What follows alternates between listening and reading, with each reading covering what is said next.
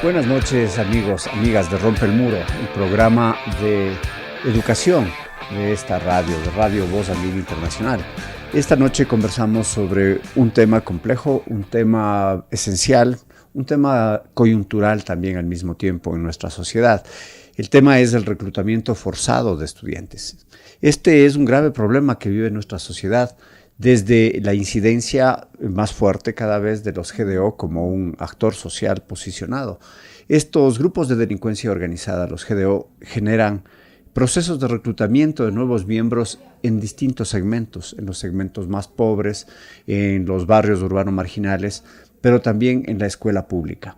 Esta noche conversamos sobre este fenómeno del reclutamiento forzado, del reclutamiento de estudiantes, de sus modalidades, y cómo se da en diversas latitudes de nuestro país. Para ello tenemos a María Elena Sandoval, la doctora María Elena Sandoval, que ha venido investigando este tema. ¿Quién es María Elena Sandoval? Es nuestra colega de la Universidad Andina Simón Bolívar. Es licenciada en Psicología Clínica por la Pontificia Universidad Católica del Ecuador, de Quito. Es magíster en Psicología Social por la Université de Genève.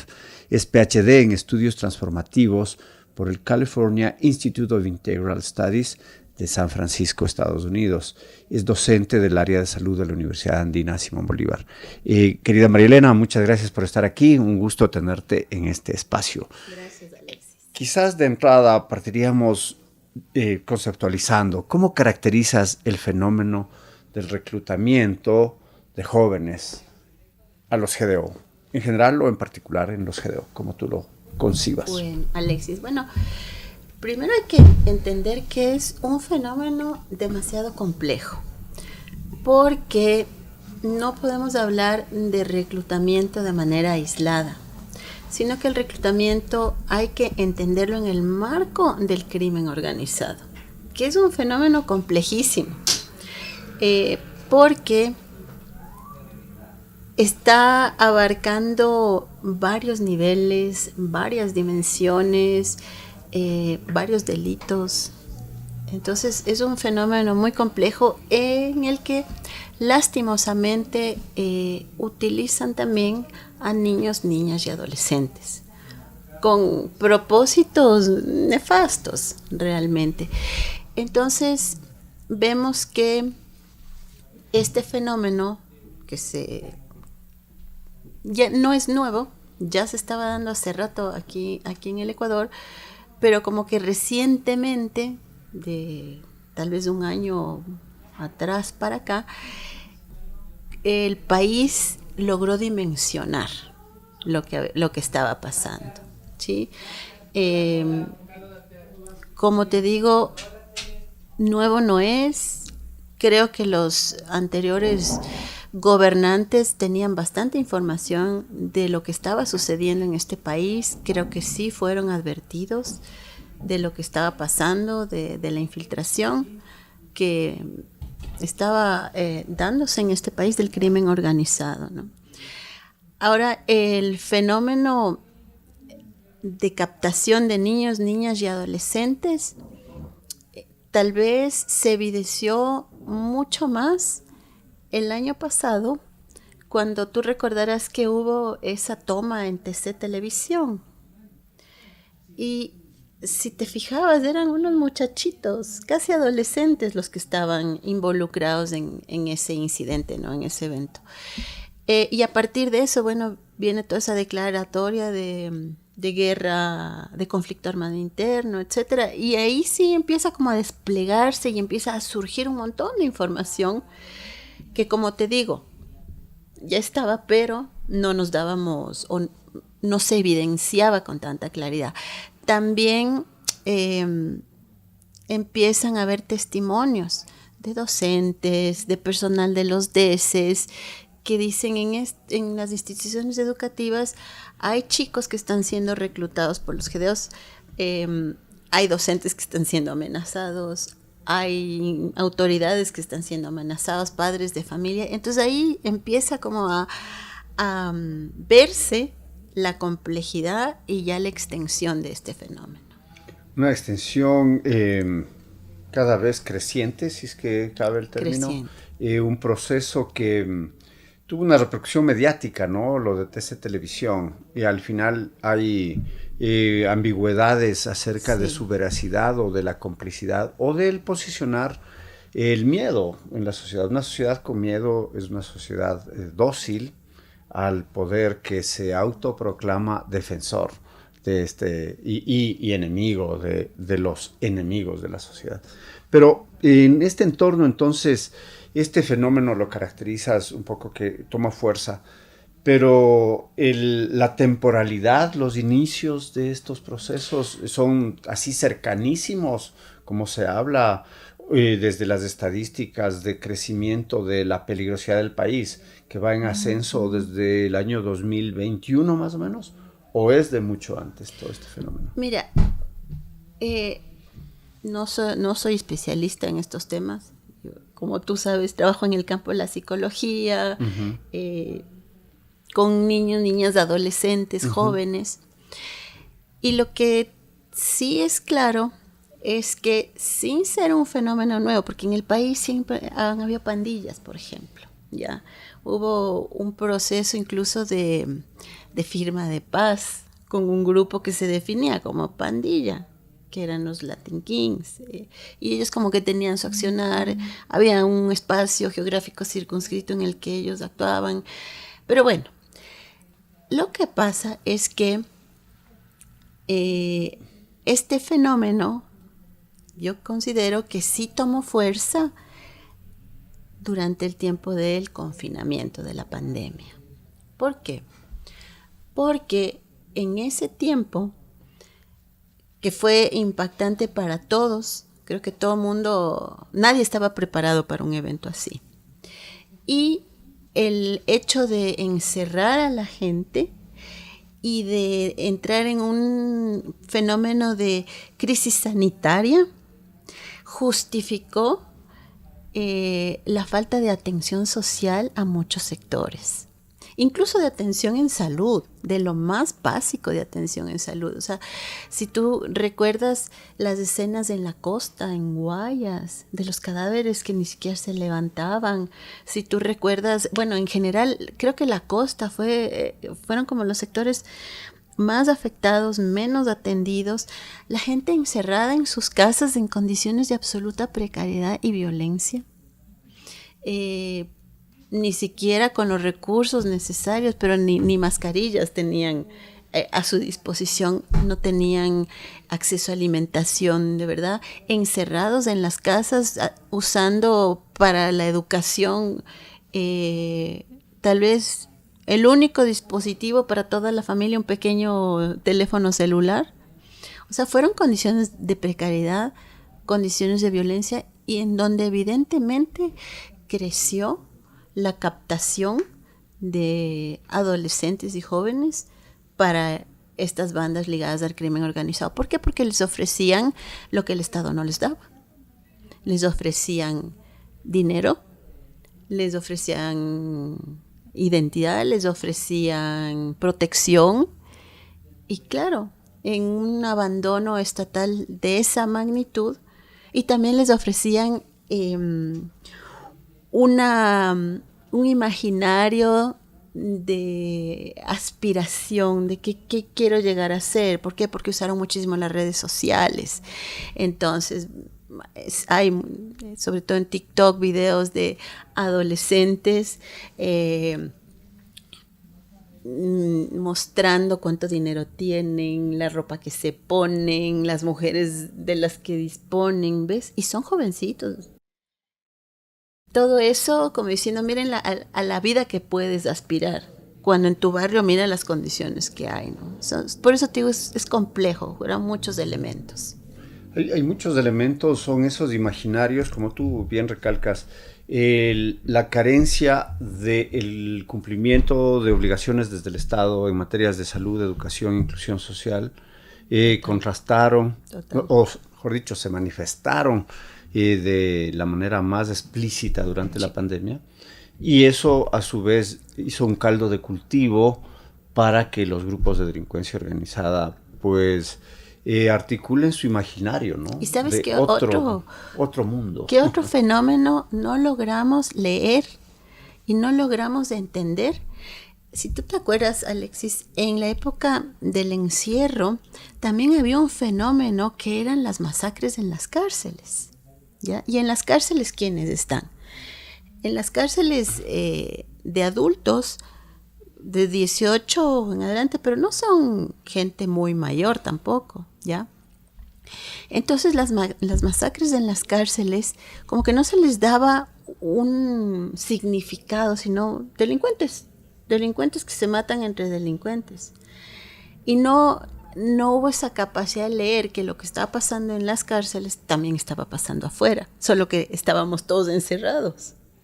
Pero una vez que hubo el desconfinamiento, fue una explosión. Y se vio, pero con absoluta claridad. Y sí, es un proceso que hubo un estilo de deshumanización también, ¿no? O sea, porque la población carcelaria era vista como eso, o sea, habían comentarios crudos, horribles, que decía, mejor que se maten ahí, disminuyen los delincuentes. Que a veces es un desconocimiento absoluto. Y, por supuesto, las cárceles albergan a las víctimas de la violencia estructural también, ¿no? Más pobres, los afroecuatorianos, y pobres, la gente de barrios urbanos marginales que se confinan. Y no es que solo eran asesinados miembros de GDOs rivales, sino todos los otros presos, digamos, ¿no? Que entre esos recuerdo, creo que en el 2023 había un dirigente campesino que fue víctima del asesinato por estar ahí, por estar en la cárcel. Desde este contexto, ¿qué podríamos dar como síntesis del proceso de reclutamiento forzado ya dirigiéndose hacia la juventud? ¿Qué edades son las que median? Entiendo por datos recientes que hay más, que cada vez es el margen más pequeño, pero cuéntanos. Verás, este fenómeno realmente es muy triste, porque el reclutamiento primero siempre es forzado. No, todo reclutamiento es forzado. Recuerdo, lo dijiste, esa frase. No hay un niño, una niña, un adolescente que pueda captar toda la dimensión de la decisión y decir voluntariamente sí, yo quiero. Incluso si dices sí, yo quiero, que no es tan así, no es un reclutamiento voluntario porque está empujado por condiciones sociales, económicas, amenazas, un contexto. Incluso a veces los familiares son quienes les ofrecen a los grupos de crimen organizado. ¿Por qué? Porque hay dinero de por medio. Lo ven ya como un medio de subsistencia familiar. Ya. Uh-huh. Ahora, lastimosamente, cada vez sí se reducen más las edades, o sea, niños 8, 9 años, porque les utilizan. O sea, no necesariamente son los que van a ir a hacer esos actos delictivos, pero sí les utilizan de campaneros, para pasar mensajes, para estar observando a alguien. O sea, es esa utilización, pero de la utilización luego viene el proceso de ya, ahora sí, ven a formar parte, ¿ya? Entonces, como te digo, es un fenómeno muy complejo y muy triste, porque a la vez te das cuenta que desde lo que tendría que ser la atención estatal, cada vez hay menos oportunidades y posibilidades que se les ofrecen. Entonces, las instituciones educativas que juegan un rol importantísimo, tú ves cómo se están debilitando. Se quiere que las instituciones educativas sean unos espacios seguros, y todavía lo son, obviamente todavía lo son, pero hay que fortalecerlas, porque son los espacios de contención. ¿Qué puede hacer un chico de esas edades, en ese nivel de pobreza, de marginación, si ya no puede salir a la cancha a jugar? tiene que pasarse encerrado en su casa, o si sale, ya sabe quién le espera afuera y para qué. O sea, son esos niveles de complejidad. Estamos de vuelta en Rompe el Muro, el programa educativo de los jueves por Radio Voz Andina Internacional. Conversamos con María Elena Sandoval sobre el tema de hoy, el reclutamiento forzado de estudiantes hacia los grupos de delincuencia organizada. María Elena, tú nos decías las edades, las modalidades de reclutamiento diversas. Uno, las mismas familias por temas económicos, los parientes por temas relacionales, invito a los primos, invito a mis hermanos, a mis amigos. Obligación también, si no entras, pues le mato a tu mamá, a tu papá, o también prebendas, ¿no? Empiezo a darte regalos, empiezo a comprarte ropa, y empiezo a traerte. Eso que lo he mencionado así de manera general, pues profundízanos más sobre diversos mecanismos que se dan. También hay un fuerte uso de redes sociales para hacer este trabajo de reclutamiento. Como te digo, lanzando mensajes aspiracionales. Es decir, a ver, yo, mírame la edad que tengo y mírame todo lo que tengo, mírame la ropa que uso, lo que tengo. Y además, explícitamente incluso muestran armas, el dinero, las joyas, y le dicen, ve lo que podrías ser tu vida, ¿ya? Entonces, frente a esos imaginarios, porque se sabe que eso puede durar poquísimo, son chicos que muy lastimosamente eso que presumen, digamos, termina en poco tiempo porque les suelen matar, ¿no? Y lo más triste de todo es que hay algunos que dicen, bueno, yo prefiero una corta vida con este nivel a una larga vida con esa pobreza. ¿Te das cuenta cómo están llegando mensajes de futuro o no futuro? Y en esas edades, en adolescentes, por ejemplo, no les puedes pedir que vean a largo plazo.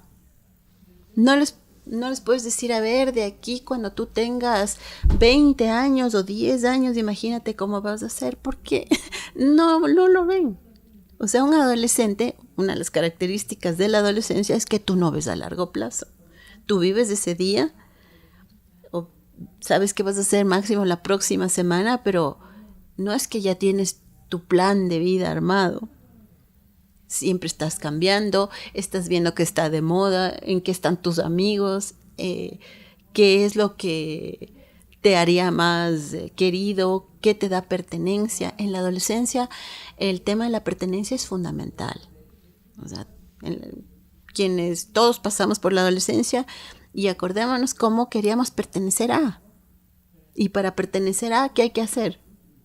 Parecerse, adaptar conductas y formas de pensar. Entonces, por eso te digo que es complejo, no está controlado, no está regulado. TikTok no está regulado en lo absoluto. Entonces, tiene una capacidad de llegar a N cantidad de niños, niñas, adolescentes. O sea, ni siquiera te digo adultos, niños. Tiene capacidad de reproducción infinita. Uh-huh. De lo que tú mencionas, quizás tú como conocedora de la psicología juvenil, dices que una característica es la pertenencia, otra característica la temporalidad corta. ¿Qué otras características de la psicología juvenil aportarían indirectamente para vincularse a los grupos? Mira, hay un fenómeno que creo que también sería interesante mencionar. Cuando tú me decías, a ver, históricamente hagamos una retrospectiva y entendamos desde cuándo comenzó. Creo que también se puede ligar un elemento histórico de este país que fue cuando se dio el fenómeno de la dolarización. Tú recuerdas que hubo una migración inmensa de ecuatorianos hacia otros países, España, Estados Unidos, Europa, y fueron hogares que se quedaron sin papá o sin mamá, muchos de ellos, pero los hijos se quedaron.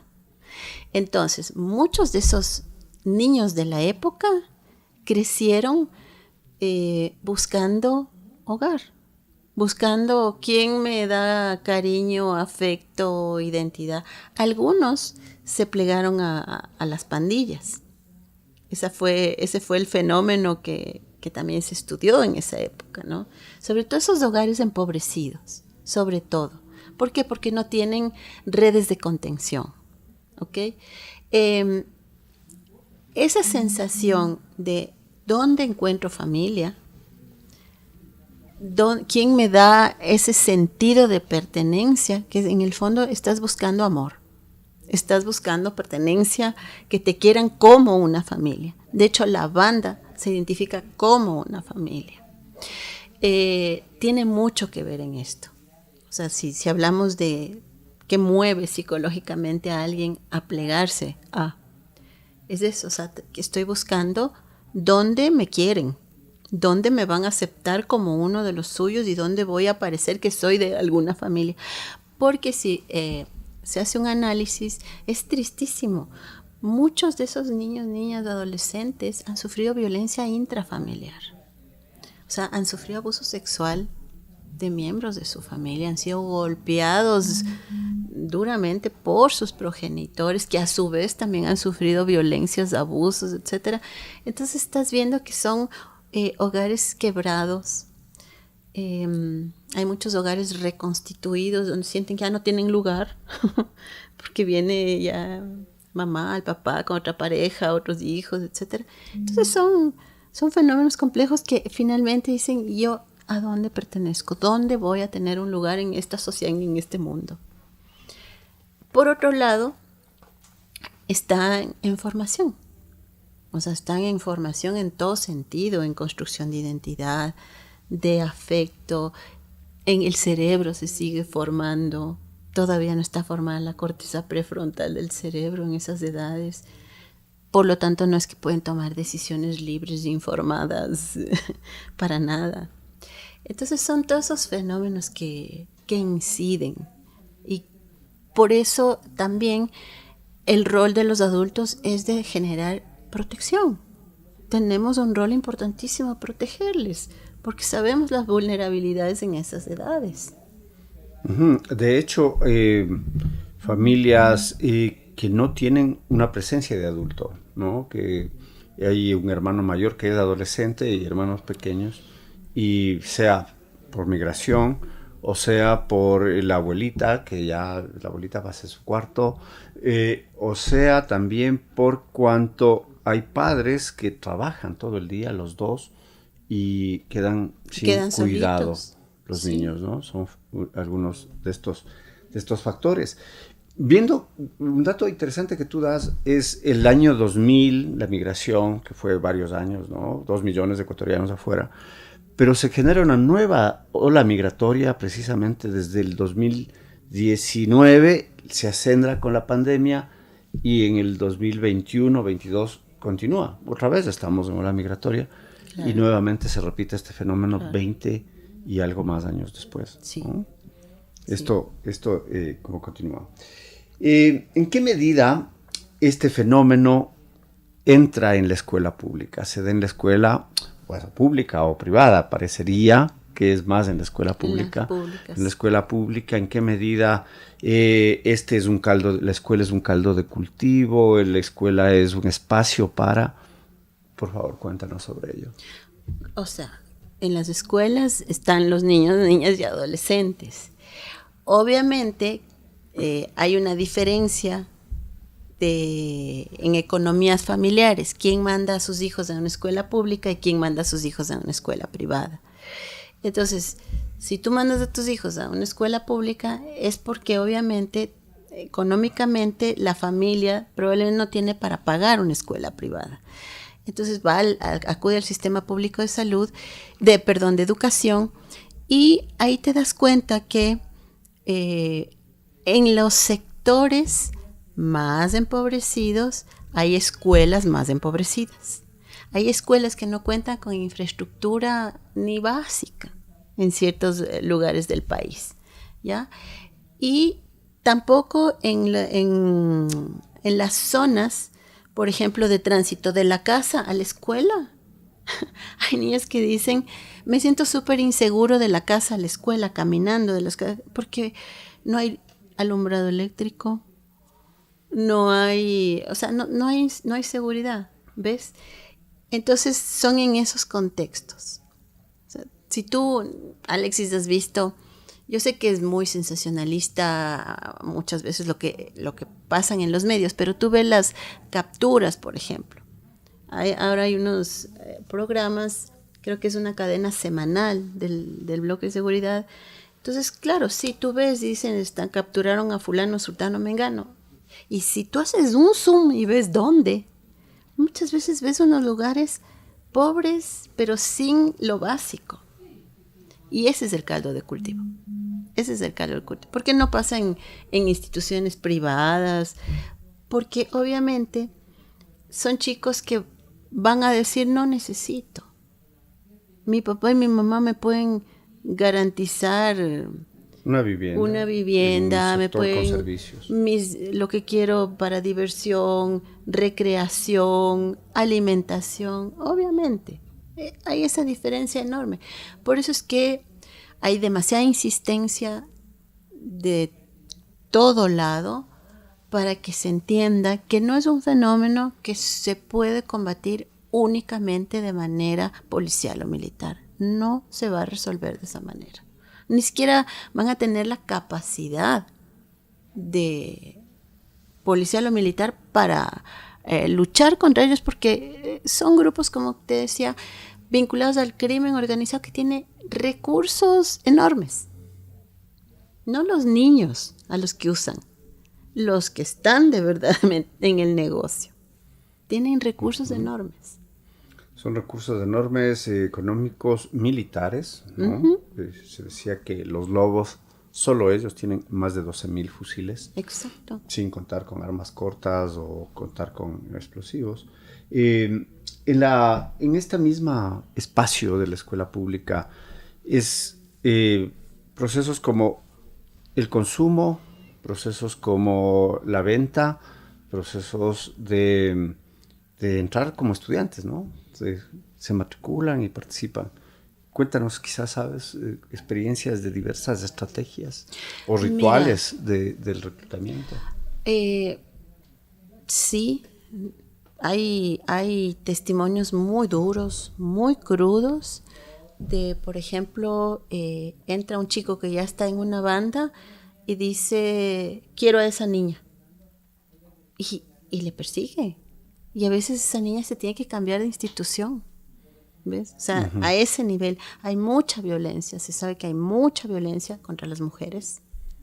Son sexualmente utilizadas, abusadas. Es muy, muy duro. Obviamente en las instituciones educativas generan mucho miedo, pero a la vez tienen el derecho a la educación. Ya, otro elemento que es triste es que como se ha dado casi una cultura de la judicialización de los conflictos en las instituciones educativas, como que ya se perdió la dimensión de cuál es un conflicto que normalmente se da entre niños, entre adolescentes, y qué es un acoso y qué es un delito. O sea, hay que distinguir conflicto, acoso, delito. No puedes todo judicializar. Entonces, como que se han ido perdiendo esas distinciones y se ha ido perdiendo en las instituciones educativas también la capacidad de resolver conflictos internos. ¿Ya? Lo cual tristemente quita a docentes y al mismo personal del DECE la posibilidad de dar así verdadero acompañamiento a sus estudiantes, incluso afectivo. Me contaban que, por ejemplo, en una escuela, en una institución pública en Durán, como ya saben que si viene un chico y te dice estoy en algo o tengo algo, tienen que poner la denuncia. Entonces venía un estudiante y decía, profe, ¿puedo hablar con usted? No, conmigo no hables. O sea, es a ese punto, ¿ves? Creo que también el sistema educativo en ese sentido tiene que diseñar nuevas estrategias, porque tampoco puedes expulsarles de la institución educativa, al contrario, hay que tratar de mantenerles dentro de la institución educativa, porque esos son espacios que te permiten ayudarles. Por eso es importantísimo, ahora te hablan, si hubo tanta deserción escolar, pues hay que ir a hacer una búsqueda activa y traerles de vuelta al sistema educativo. Esos son como algunos mecanismos, ¿no? De protocolos, reorganizaciones, pensar más estratégicamente, más ampliamente. El reclutamiento forzado de estudiantes. Conversamos con nuestra colega de la Universidad Andina, María Elena Sandoval, sobre este tema importante y grave a la vez. Tú mencionabas, querida María Elena, hace un momento que no se solventa esto con tiros, únicamente con tiros, con seguridad, con balas, con ejércitos generando estados de persecución o con decretos de excepción, como usa el presidente actual cada vez que le conviene políticamente incluso. ¿Qué otros mecanismos se dan para evitar este proceso del reclutamiento forzado?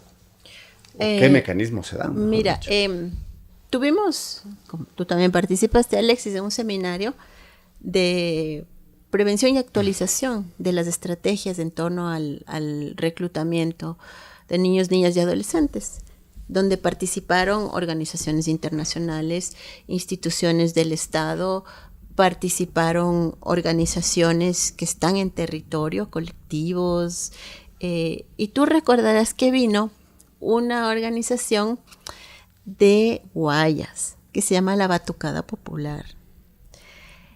Ellos se han organizado en torno a la batucada, el tocar los tambores, ¿sí?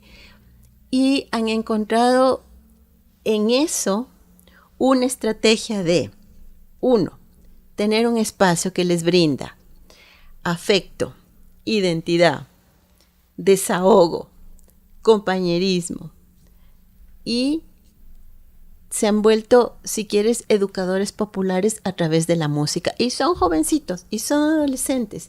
Y era tan lindo escucharles tocando aquí en la universidad, haciéndolo y diciendo, miren, yo soy de Socio Vivienda 2 y quiero estudiar comunicación social y no soy delincuente. Yo soy de Monte Sinaí y quiero estudiar educación y no soy delincuente. ¿Ves? Son maneras de resistencia y están en los territorios que están tomados y están resistiendo a través del arte, de la música, de la cultura. ¿Por qué? Porque eso sienten que les da cohesión, se fortalecen y no es fácil porque son chicos, chicas que han visto morir parientes, amigos, vecinos. Entonces ese tipo de iniciativas son las que hay que fortalecer absolutamente. Hay que hacer un trabajo de fortalecimiento comunitario. Es básico. ¿Por qué? Porque esas estrategias de fortalecimiento comunitario, o sea, que tú puedas arreglar la cancha, iluminar la cancha, adecentarle para que vayan a jugar con seguridad, por ejemplo, deporte, música, todas esas iniciativas, incluso en experiencias de otros países, son las que más han ayudado. Ahí donde el Estado no llega, es la comunidad la que responde. Sí, el Estado no llega. ¿Y cuál sería el rol del Estado entonces, frente a esto?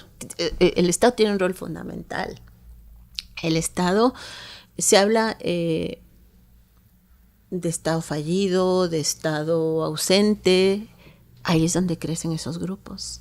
Entonces el Estado tiene que tener políticas sociales clarísimas de atención en salud, educación, generación de empleo. Si la gente no tiene dónde trabajar, ¿qué va a hacer? O sea, esos grupos siempre van a estar tentando a la gente que no sabe qué va a comer al día siguiente, obvio. Es una relación sociedad civil-Estado, digamos, también podría plantearse. Totalmente. Pero ¿qué ocurre ahora con el Estado si es que a la vez se plantea del déficit fiscal, a la vez se plantea, se despidieron 5,000 funcionarios públicos, se plantea, según la receta del Fondo Monetario Internacional, que sean 45,000. Estamos siguiendo, queridos amigos, las recetas del Fondo Monetario Internacional en diversos ámbitos. Pero, ¿qué haríamos entonces para que el Estado dé esas políticas que tú planteas? ¿Dónde están las aristas diversas para que esto no se dé? ¿Qué pregunta? A ver, imagínate, yo no te puedo decir qué haríamos, pero solo te puedo decir, imagínate más gente desempleada, más chicos que no asisten a las instituciones educativas, menos atención en salud, espacios públicos más deteriorados, servicios públicos más deteriorados. Imagínate el escenario de país. Que es el que vivimos. Entonces, más o menos. Y no puede ser que frente a todo ese escenario de país solo haya un grito de ¡ay, qué horror, cómo ha aumentado la delincuencia! O sea, y entonces, que esos ciudadanos, ¿qué opciones tienen? Uh-huh. Hay que dar opciones. El Estado tiene que dar opciones. Y si el gobierno no invierte en política social, no invierte en salud, no invierte en educación, va a tener que seguir en esa línea de disparos y militares, pero eso no tiene efecto, no va a funcionar. Todos los análisis internacionales de experiencias de otros países en guerra, te dicen, solo la línea securitista no funciona. Tienen que desarrollar desarrollo comunitario, social, organización. Es lo único que funciona en un país, lo único, es la única manera de contener esto. Sí, mediáticamente hace unos años teníamos, recuerden, queridos amigos, recordemos la gran campaña por videos del apresamiento de jóvenes, que incluso les bastaban los tatuajes para supuestamente identificarlos como miembros de una pandilla, les trataban de quitar los tatuajes, agresiones, golpes, a chicos jóvenes, afroecuatorianos pobres, mestizos pobres, pero los cabecillas de esto, pues pasó el cabecilla Fito varios años sin ser capturado, y luego entra Fito y sale Fede. Entonces, Fede es el que escapó a vista y paciencia. Esos temas, entonces, hay que reflexionarlos. Sí. Nuestra juventud frente a los verdaderos delincuentes o líderes de estas bandas. ¿Qué iniciativas se llevan a cabo? Tú decías la batucada, importantísimo, pero ¿qué iniciativas se llevan a cabo desde organizaciones no gubernamentales, desde la sociedad civil, desde diversos, qué sé yo, organismos, dado la inoperancia y el abandono del Estado frente a este fenómeno? Sí. A ver, tienes iniciativas creo que en varias direcciones. En el campo de la educación, bueno, hay esta iniciativa de las escuelas seguras y protectoras. Ojalá se fortalezca, porque eso debe ser la institución educativa, y ahí sí tienes apoyo, por ejemplo, de la Unión Europea, trabajando con el Ministerio de Educación y de organizaciones no gubernamentales también. Tienes cooperación internacional dispuesta a apoyar proyectos, programas que ayuden a contener a niños, niñas y adolescentes, a proteger. Hay iniciativas, sí, también culturales, deportivas. La academia también, nosotros tenemos un rol que cumplir en temas de investigación, de formación, de capacitación. Hay que capacitar a los docentes, hay que capacitar a psicólogos. O sea, viene también un serio problema de afectaciones en salud mental. ¿Tú te imaginas esos niños traumatizados? Son generaciones. ¿Tú te imaginas una provincia entera? Cuando ellos sean papás. Si es que llegan, imagínate, a tener familias, ¿qué historias van a contarles a las generaciones que vienen? ¿O qué prácticas? ¿Qué vieron? ¿De qué fueron testigos o actores? Entonces, yo creo que todos tenemos algún rol en desarrollar iniciativas, todos. El Estado, las organizaciones locales, los gobiernos seccionales, la empresa privada, la academia, las organizaciones de base, absolutamente todo el mundo, porque este es país de todos. Y el problema no está solo en los barrios pobres. O sea, el crimen organizado ni sabemos está dónde nomás tiene los tentáculos. También. Claro. Sí. Ve, así es.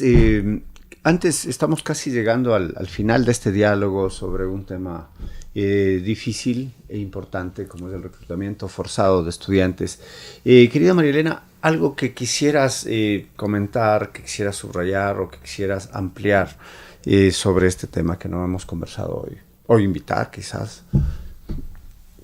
Dos cosas. Que quede así absolutamente claro que todo reclutamiento es forzado cuando se trata de niños, niñas y adolescentes. Por tanto, quienes también están ya participando en esos grupos, pero son adolescentes, son víctimas.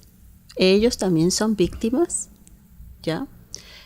Por lo tanto, lo que debe haber es una justicia juvenil restaurativa, pensando incluso en las generaciones de adelante, de futuras.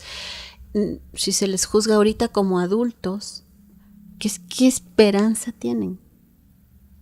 Si han sido también víctimas de. Entonces tiene que haber una justicia restaurativa, tiene que pensarse en generar espacios de protección para quienes decidan abandonar los grupos y reparación también, apoyo, porque en los países esos han sido los procesos. Finalmente hay que darles la opción de que abandonen los grupos, de que puedan insertarse en la sociedad, de que tengan procesos de reparación y acompañamiento. Y en nuestros en las sociedades fortalecer el tejido social, procesos de, como te decía, de contención, de reconciliación, de reparación, considerando de quién se trata. ¿Y qué les ha empujado a eso? Y evitar esos discursos únicamente securitistas en la línea de todos son criminales y elimínenles. Eso no ayuda a nadie y no va a pasar. No va a pasar, porque en efecto un chico es víctima, así como hablamos en la sociedad de que un menor de edad no puede tomar decisiones, qué sé yo, para casarse. Exacto. Tiene que haber un mayor de edad que de consentimientos. Y aún a los 18 años tampoco estás preparado. Y de esa manera no tienes una conciencia decisional de entrar a un grupo de delincuencia organizada. Porque ese es otro tema también. No es lo mismo una pandilla que un grupo de delincuencia organizada. No. Son dos cosas distintas. Quizás puedes ampliar sobre esto. Las pandillas de antes no estaban en relación con estos grupos criminales que manejan economías internacionales. Transnacionales, carteles. Eso ya es otro nivel. Uh-huh. Es otra cosa. Aun cuando hayan sido pandillas transnacionales, como eran los Latin Kings, ahora son más bien actores locales. Con carteles detrás. Con carteles pues internacionales, colombianos, mexicanos, poderosísimos, ¿no? Mundiales, afganos, albaneses. Ajá. Entonces es otro nivel, ya esas ligas mayores. Y por tanto no podría darse el mismo tratamiento a un chico que es miembro de una pandilla barrial o que es de una asociación, pero como es estigmatizado, pues se lo... Pero como te digo, o sea, incluso esos grupos que ya se han vinculado a esos carteles usan a los niños, niñas y adolescentes. Uh-huh. Y entonces hay que protegerles y hay que entender que son víctimas de... Protección, y política social, política pública en general, inversión social, empleo, son varias aristas que posibilitarían evitar este proceso que va creciendo cada día más y que va agravando a la sociedad, al presente de la sociedad y al futuro de la sociedad, porque los niños no son el futuro, son el presente de toda sociedad. Agradecemos mucho a María Elena por haber estado con nosotros en este diálogo. Agradezco, por supuesto, a ustedes, queridos amigos y amigas, que cada jueves se dan cita con nosotros para este Rompe el Muro, estos diálogos sobre educación. Y igualmente gracias a Tito Chela, que está apoyando la producción del programa cotidianamente. Soy Alexis Oviedo, salud y alegría para todos. Nos vemos el próximo jueves en otra edición de Rompe el Muro por Radio Voz Andina Internacional.